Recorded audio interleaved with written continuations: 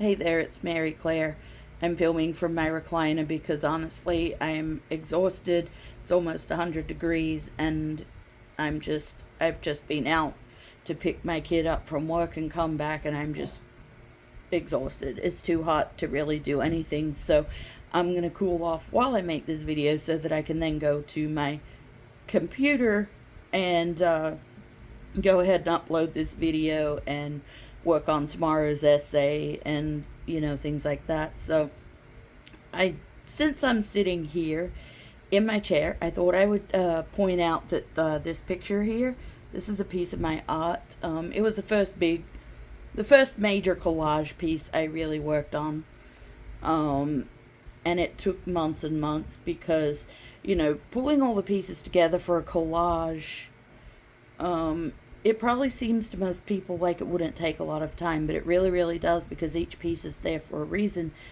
And as someone with dissociative identity disorder, this is kind of how we pull together and create the bigger picture of what we're talking about.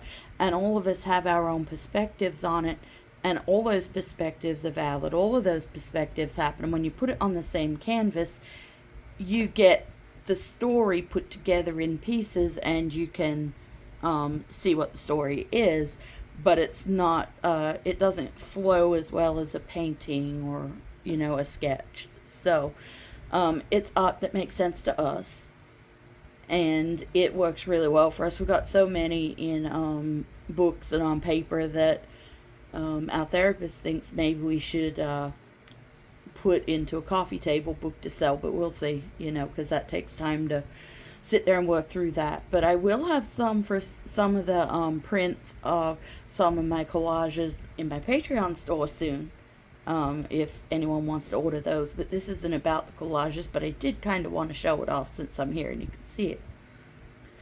Today I was going to talk about AI a little bit now. It's kind of back in consciousness again for me, as far as when Pope Leo's encyclical came out on AI. I still haven't read it. I want to get to where I'm actually reading the entire document myself, but there were several Catholic creators that I read some of their articles, and two in particular, Christopher Hale, who writes letters from Leo on Substack. He's worth checking out. His articles are very, very good.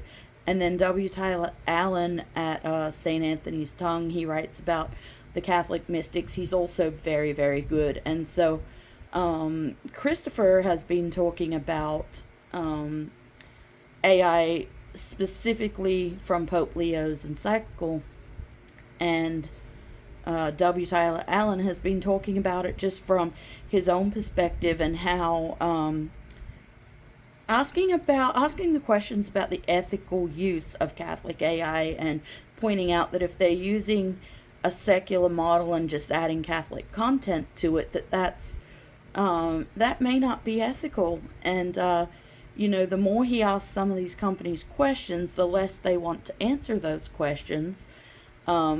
If I can remember, at the end of this video, I'll put Christopher Hale and W. Tyler Allen's work in the description box below so that you can check them out. Now, I'm not Catholic, but their work is very, very good. Theologically, I'm much closer to Catholic than pretty much anything else. And so, while I'm an Episcopalian, a very happy and proud Episcopalian, I'm on the Catholic side of the church as far as theology and preferences in worship go. We call ourselves a broad church, but these two creators are very, very good. It doesn't matter that they're of a different church to me. It's some really great content. They're worth checking out.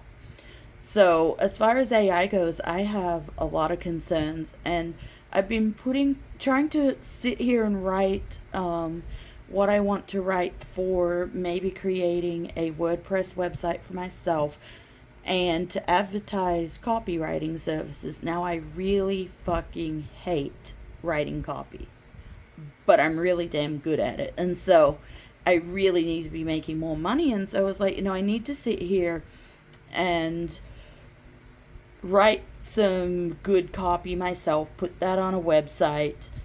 And because there are going to still be some people, probably not very many, but you're still going to have some people that want their copy written by a human rather than AI. And that's where AI is taking the jobs of writers, because now it's much cheaper to just get AI to write your copy for you than to hire a writer to write it well. You can either have average to below average copy from ChatGPT, or you could have really good copy from somebody like me. While I don't like it, it brings in money, and I'm good at it. And, so what I was thinking through that, and got me thinking about AI again some. And I am not a fan of AI. I don't use AI in my research, in my in anything really, in developing my articles. If I have an AI image, then that's because I wasn't aware that it's an AI image, because I tend to use the free image websites, and some of them aren't yet full of AI slop, but I'm sure they'll get that way, and I need to figure out a way to do my own images.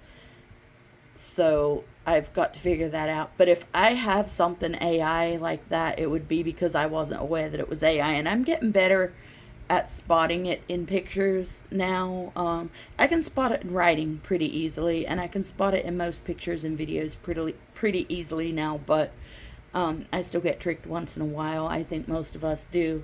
But nobody wants that crap. Not really. Not if they can have something better. And we can have something better. We just seem to go along with whatever these tech billionaires think we should have, which they don't care if we have it or not. This is for them and only for them. I mean, come on now. They don't care if it makes our lives easier. They do care about not having to hire actual people to do things if they can get a robot and technology to do it for free.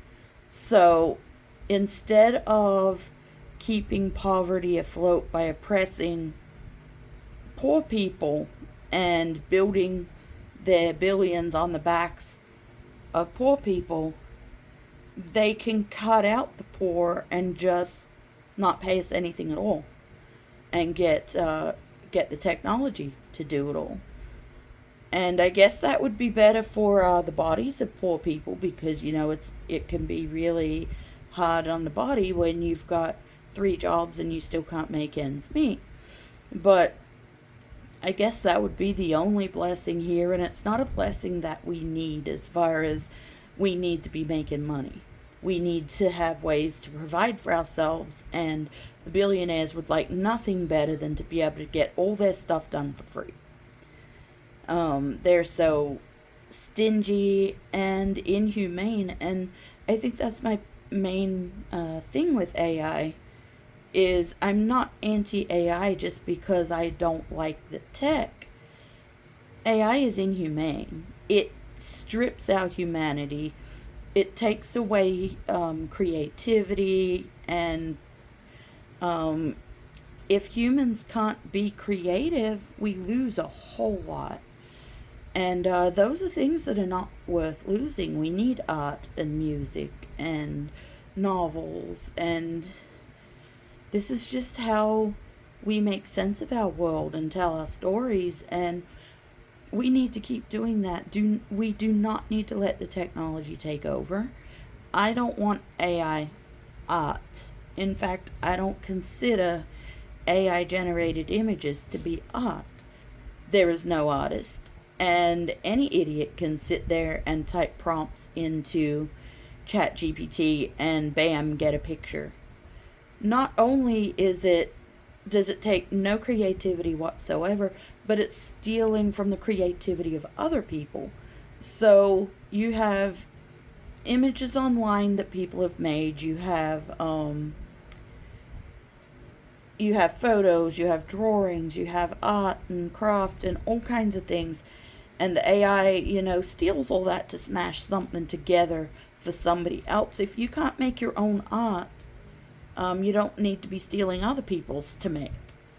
That's not cool. And it's the same with writing, and I'm actually really sensitive about it because I don't make very much money on writing, and what I do make, I really, really need it. I don't want somebody else making money off my work. So, those are big things for me. So it's inhumane to begin with, and I'm got to make sure that I sit there and take the time. I emailed the link to myself to read Pope Leo's entire encyclical on AI because I was very interested in that. And again, Christopher Hale had some great commentary on that. His articles are very good, very much worth paying for. He does a lot of research that they're not just banged out essays in like an hour. He spends a lot of time on them. I have some other concerns with AI too, like people are starting to think that AI porn is this great thing. Well, in some ways that's even more dehumanizing than regular porn because you can take an image of somebody and basically tell AI to undress the person. And so there's nothing at all consensual about it. And something that I tell my teenagers a lot is that just because you can do something doesn't mean that you should. It doesn't mean it's a moral or ethical thing to do. Sure, we can take a photograph and then use AI to undress that person, but we shouldn't. It's not moral, it's not ethical, it's just wrong. So there's lots of things that we can do that we can do but we shouldn't do. It doesn't mean you have to do them. It's just like you don't have to accept an invitation to every fight that is going on or every conversation that somebody's having if the conversation is making you uncomfortable. So it's, as someone that has been a victim of trafficking and has had to do a lot of porn work that was very much non-consensual, I don't want AI to be able to further victimize me. And I've had somebody tell me that, well, shouldn't you be happier about it because it's not real? None of this porn isn't real. I mean, yeah, you have the actors and the actresses and they're performing these acts, but it's not real. It's not what sex is like. It's a performance. None of this shit in porn is real. So don't give me this about well, at least it's not real. None of it's real. I promise you, none of it's real. The things that I had to go through just to look good, and the amount of preparation and just the way that I had to keep my body and whatever, like, it's not real. And as technology has progressed further, because when I first started, people were still buying Playboy magazines and buying videotapes at the dodgy truck stop down the road. And we progressed a lot since then. And unfortunately, that has made porn even more unrealistic over time. So AI porn I'm not really in favor of either. I'm not anti-sex work, but I'm pretty anti-porn. I don't know how exactly I feel about sites like OnlyFans. My feeling at the moment is if a woman is on OnlyFans doing porn and she fully consents, I think that's probably okay. But people don't tend to realize how much of porn is non-consensual. And that is always a problem. So OnlyFans I don't have as big of an issue with. I really don't quite know how I feel about it. I think it's probably healthier, and at least people consent to be on there most of the time. I mean, probably not all of the time because trafficking happens, but I don't think it's a site that has a lot of that on it. I think most of the creators on there are doing it for themselves. there's no excuse for people like Bonnie Blue. I'm sorry, there just isn't, but there's a bunch of more normal creators out there.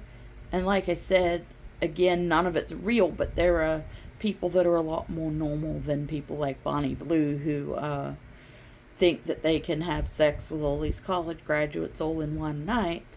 Um, you know, but I'm not really here to talk about porn either. I was talking about AI, and I think one of the things that where I say AI is inhumane and it actually strips us of humanity.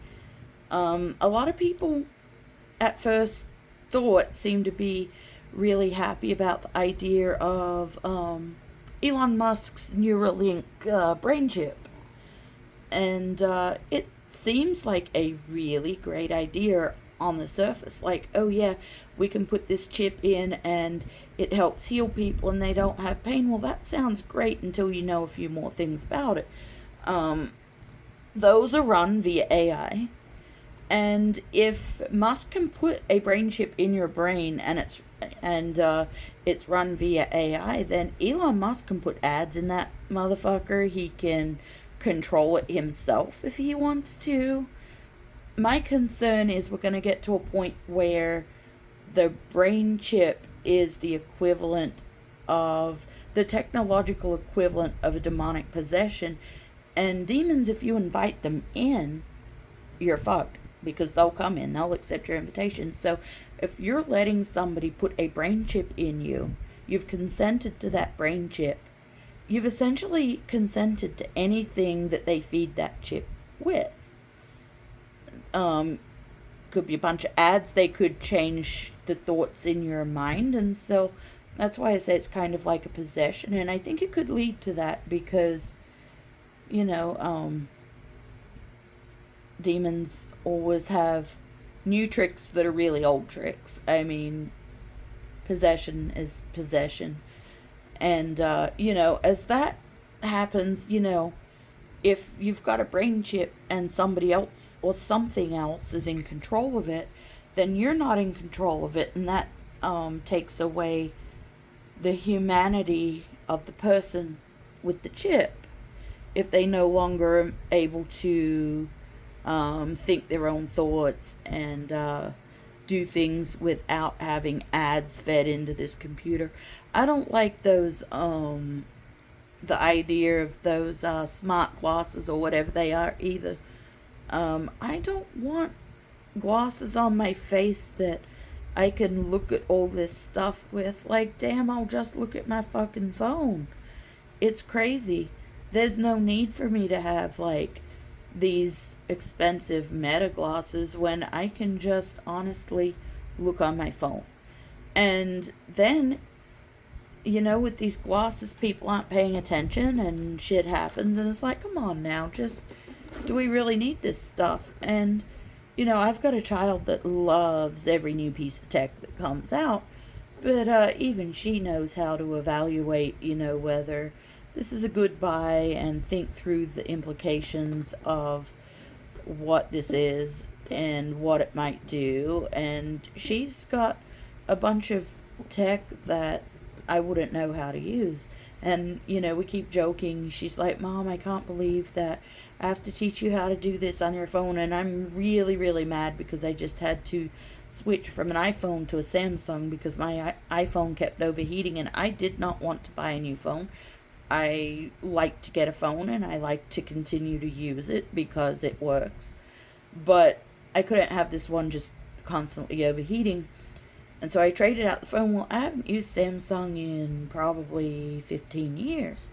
And so I really needed my daughter's help setting it up. And, she laughed about it. And she said, Mom, I can't believe that I have to help you with your phone. And I said, look, number one, I taught you how to use the toilet. And number two, as a millennial, I grew up analog and had to learn all the digital tech as an adult. And that's not a problem. I mean, I love the tech, but it's not something that millennials, at least us older millennials, grew up with. Like, sure, one of the schools I was at in grade 3 had computers, but they were those really old I want to say they were a 486 at best, with the old clunky green screens and the one font in green writing that you could do your word processing with, and then you printed on the paper that you had to tear the sides off and tear each page off individually.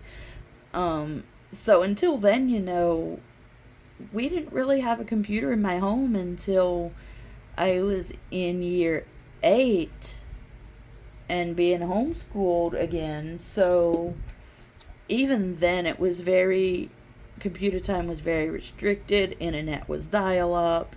And so, I still had to learn all this tech as a young adult, having an analog childhood. And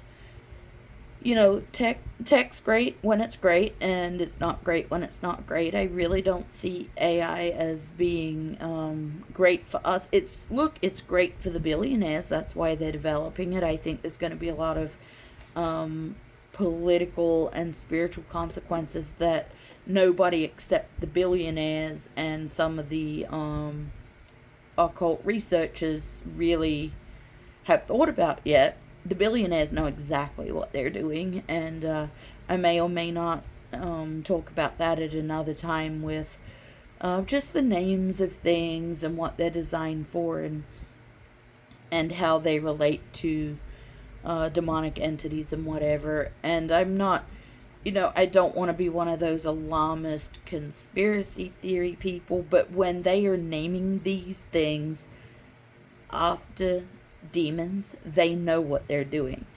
God says that there's principalities and powers that run the world, and for now, until God says he's had enough and he takes a whole lot of them on out of here. But currently, there's dark principalities and powers that are running things behind the scenes, and they love billionaires, and the billionaires love them.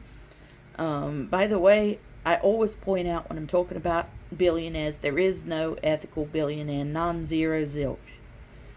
You cannot be a billionaire and be an ethical person.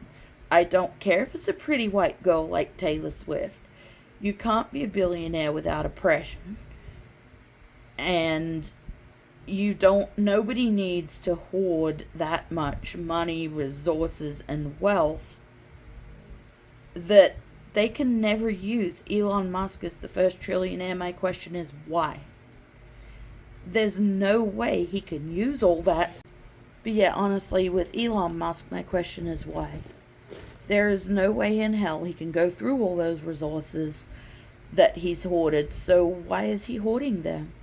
It doesn't make any sense to me. I'm sure it does to Elon Musk because he's a greedy motherfucker, but this is about power. It's not really about how much money he's got in the bank. It's about how much power and wealth he can amass with that.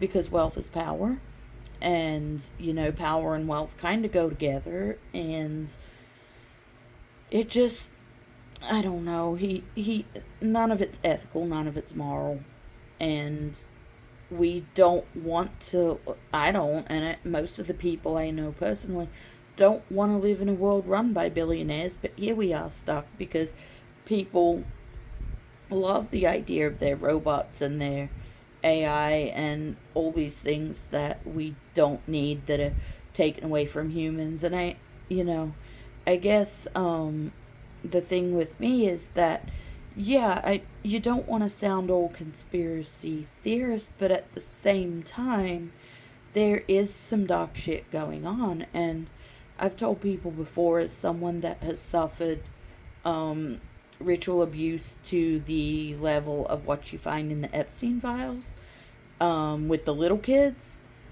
that a conspiracy theory isn't always a bad thing, because if we break it down right, a theory is someone's best guess about what might be going on. So conspiracies happen. It's how we have mafia shit. It's how we have billionaires. money laundering and racketeering and all that stuff. Those are conspiracies, criminal conspiracies, and they work out for those people. So, conspiracies happen. So, a conspiracy theory really is a theory about a conspiracy. So, we know by now that the Epstein files exist, so that's no longer a conspiracy theory, it's a conspiracy fact, but it existed as a theory before it existed as a fact. Now, some of them are just so crazy, and this whole thing with Vinted and child sex trafficking, come on now, that's ridiculous. That is not how trafficking works. It takes away from people that are actually in need from being trafficked. And so that's the point here, though, is that all this stuff is not necessarily great, and I think that's probably where I'm going to end it, because I guess I dissociated out and I've lost my train of thought, and that happens sometimes as someone with DID. Someone that actually has an actual fucking diagnosis and not acting a role pretending I have DID. I actually have DID, and it makes life hard. And if you want to hear about everything I think about self-diagnosis, then you can catch my very first video on this channel to see what I think about that. But anyway, I hope you guys have a great night. Bye.